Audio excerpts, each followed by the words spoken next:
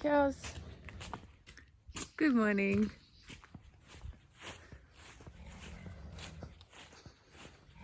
Just coming out to feed and milk the cows. Everybody's up. Oh no. I've had a little bit of rain. Look at this. Ew. Ooh, it's so yucky. Morning, pig. Right, I'm going to get Maggie some food and then we will milk. Patiently waiting for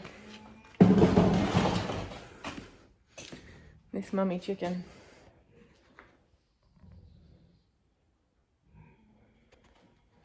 To hatch her eggs. I feel like it's taking forever.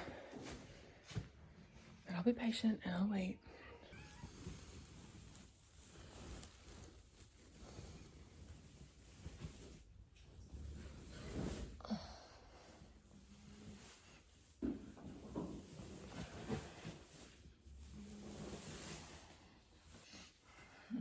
It's the middle of summer and I'm in a knitted jumper. Weather is crazy at the moment. But I'm really not complaining because I love rainy days. So if ever I'm talking to someone and they're like, oh, it's raining again. I'm like, isn't it great? It's so good. Because I really love rainy days. I love gloomy, overcast, rainy days because it means I don't have to water my garden. A lot of my animals are happier in the rain. The geese love the rain. The chickens don't mind the rain, though they don't lay as well in the rain. The pigs love the rain. Not too much rain, just a nice amount of rain, you know, because it cools everything down. All my plants get watered. Ooh. I started a heap of seeds yesterday. I'll take you guys over today and finish that off with you. Tom has trimmed the main tree in our veggie garden, and so I've done the rows for the next lot of seeds, following on from the rest of the veggie garden straight. Then I've left a little break, little path, and then these I've tried to make actually follow the tree. It's a little bit hard to see, but they're going around the tree and in amongst the roots. So silver beet, just a mixed coloured silver beet. I have planted some runner beans, climbing snake beans, sorry, not runner beans. So they produce really long beans. And I put in some coriander. So I'm just going to see how they go. I know that the silver beet and the coriander don't mind shade. They should be fine. The beans, however, can get sun for most of the day, but it'll be sort of a dappled sun. So we'll see how they go. And this is what will go in these rows behind me and around the tree. So I'll be planting a fair chunk of stuff today. Are things like leeks, wild thyme, beetroots, mangel wurzels.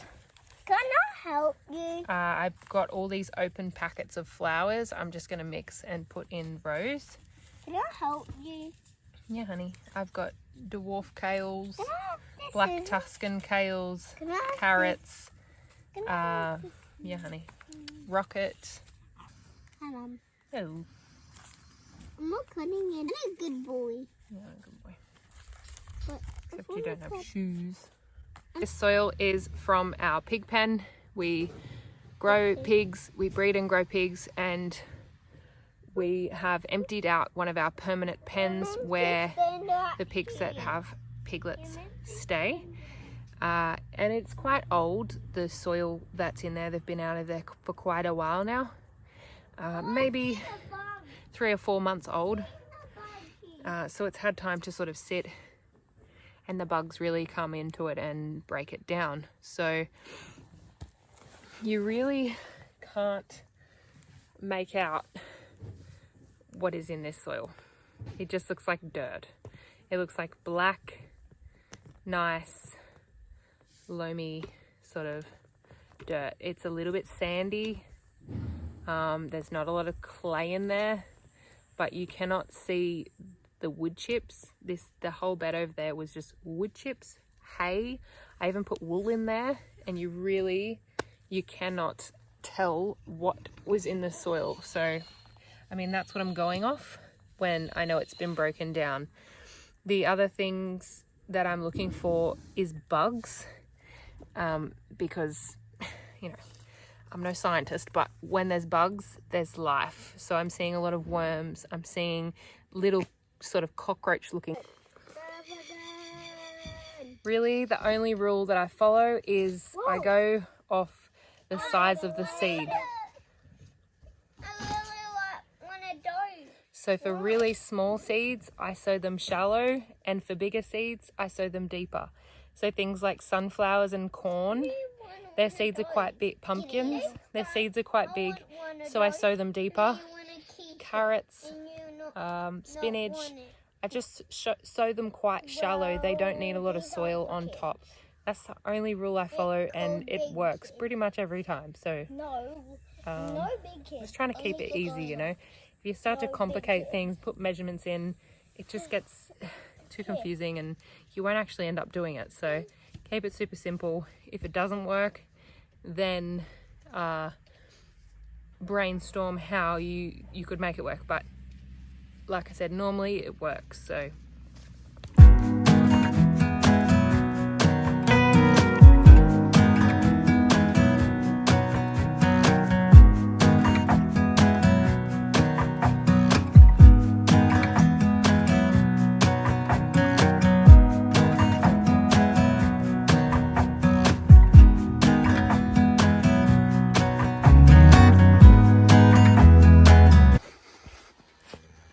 I'm just on the hunt for my tripod so you guys can have some legs.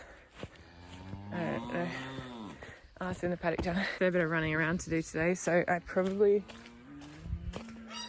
won't get back out here till the afternoon, but everything's looking really good. I've got a ton of lettuce coming up. Still those leeks that have been there forever. Radishes. All this lettuce has gone to seed. I'm just leaving it there until I need some pig food. You know, I get a lot of vegetable scraps from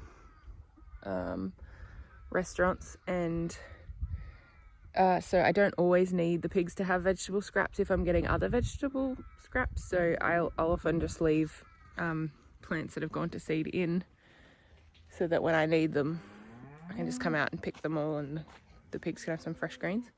These are sunflowers, these really tall ones. And they're also heading up, so we'll have some nice big sunflowers here very soon. A row of zinnias that I've never grown zinnias before, so I'm very excited to have them popping up. Some fennel, I'm trying to show you this, it's pretty hard. Some fennel that has gone to seed. I've got just a finished row of beetroots. They're sort of concession sowed themselves. These ones here are bigger and the ones over there are quite small. Another row of radishes I'm just feeding to the rabbits and also roasting and eating. These carrots are almost ready to pick. I've just finished picking the ones in the greenhouse, so these are also concession sowed. So these ones are almost ready, and then those carrots there are a lot smaller. More radish again. Bigger ones this side, smaller ones that side. They've concession sowed themselves. Tomatoes, capsicums, fennel, gooseberries. Then in this hot mess, I've got a ton of zucchinis. There's really nice big green zucchinis in there, and then these yellow zucchinis. Show you big yellow zucchinis, enormous. A few of those, and these are the best squash plants I've ever had. The best zucchini plants I've ever had. They're just enormous. I think they're really enjoying the soil here. So lots of nice yellow zucchinis, and then I've got dark green ones at the back there. More tomatoes just popping up. I don't really need to truss them just yet, but I'm going to get onto that. Oh, and also cucumbers. These littler ones here, they're all cucumbers. So I actually originally thought they were pickling cucumbers, and they definitely could be, but when they grow out, they're actually a large, firm skin variety of cucumber. So I'm happy about that. And then there's some other smaller squash plants ready for when these ones die back. Some smaller ones popping up. So I should have quite a long season of squash. And then yesterday I seeded these rows. So it looks something like kale, silver beet, radish. There's probably a few radishes and a few silver beets because I use those for not only us but animal feed as well. So they are all seeded. Then around this established tree, which we've trimmed back, Dom trimmed back for me, and we picked up all the tree branches that fell down yesterday. This here is a mixture of flowers, leeks, spinach, coriander, thyme. So because we've trimmed this tree back, it's going to get morning sun and like a few hours of morning sun, and then it gets a little bit of afternoon sun, but it's shaded from the heat of the day. So I've got to finish these sort of 7 rows right here, but up at the back there where that stick is, I've finished seeding. So all of this area is all seeded, ready to sprout and grow. And like I said, I love a rainy day and I take advantage of that. So yesterday I did a big haul of sowing so that the showers that we're having, the rain that we're having, can keep the soil really wet, and the sun will help bring on a lot of those seeds. And then as these are ready and I pick them, the next ones will be starting, and we should have a really good concession of vegetables. And that's the plan for this whole veggie garden. So it's enormous. My husband Dom's already said it's too big for us, and to which I replied, it's not big enough. It's not big enough because we need a lot of space. If you grow your own vegetables and you're a big family, you need a lot of space, because we want to 100% grow our own vegetables. If you wanted to just grow a few vegetables to make your grocery bill, I forgot the tripod. God, I'm shocking. If you wanted to grow a few vegetables just to make your grocery bill a bit cheaper, then sure, you don't need much room for that. You can grow in some pots and potato bags and things like that. But the system I want to run is growing 100% of our own vegetables. I'm talking potatoes, onions, garlic. Not only that, but fruit. This whole area here will be full of fruit trees and nut trees. So I've got big goals for this area. So right now it's focused mostly on this first bit here and under that tree, and we're going to move down. What I'm waiting for is actually making soil. So today I'm moving the large pigs. I'm going to move Stan into the permanent pig pen, so that he can start making more soil for me. And the beautiful skinny sow, she is due in February. She will go down to the farrowing pen. I'll make sure she's really comfortable down there and feed her up so that she can have a really nice relaxing birth and make a really good recovery, because I want to really look after her. And so, what are you doing, Molly? Hi, have you come out to help? Hi there. Oh, sorry, Bruce. Kicked the cat. You don't have any shoes. What are you going to do? Your feet are going to be freezing. Your feet are going to freeze. You going to come and help me? I have a sore on my finger. Why you got a sore on your finger? Uh-oh. Does it still hurt? Yeah. Let me kiss it. Okay. Need a band-aid. Need a band-aid. Right. I'm going to milk Maggie and then I'm going to come inside and give you a band-aid, alright? I want to cover me. You can. I'll have to get you some shoes though. Okay.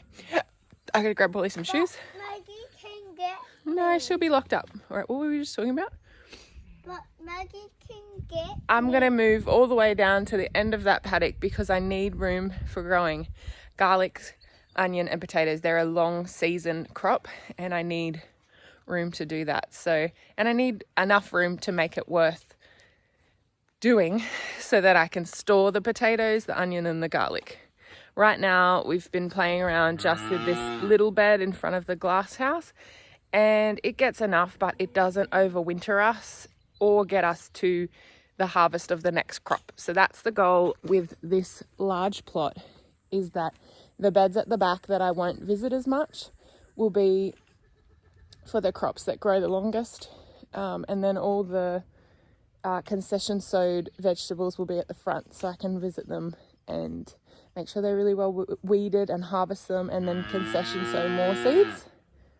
And then the whole idea, what I told you guys from the start, is I want to integrate the pigs and the chickens into there so they're in a really secure paddock, and I can safely fence the pigs into there, and they can help weed the pathways.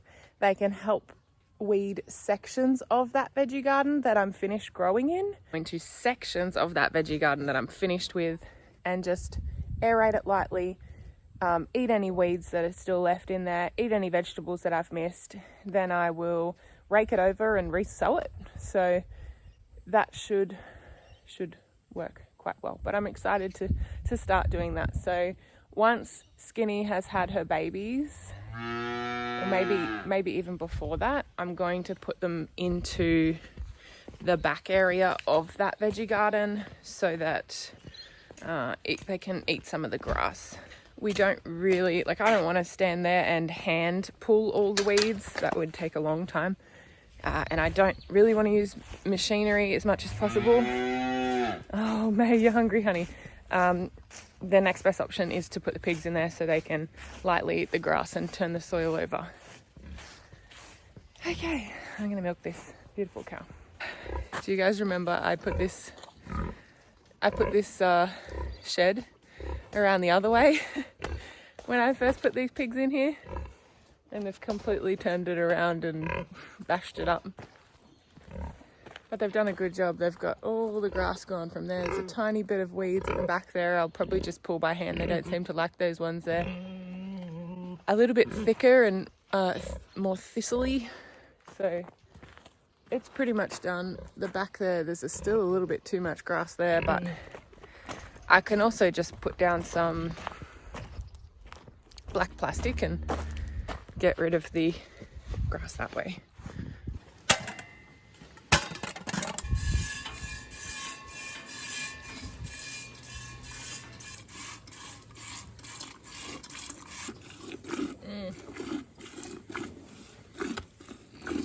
The least romantic thing about milking a cow is getting whipped in the face by a big stinky cow tail. It's usually wet.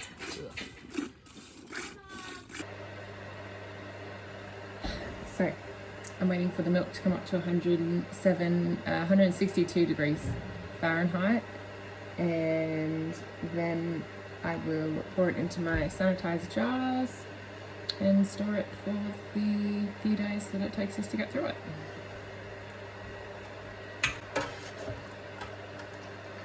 Sometimes if we already have a lot of milk in the fridge, I'll just bring this up to temperature and then add lemon juice or vinegar into it and sieve it out once it's split and make ricotta.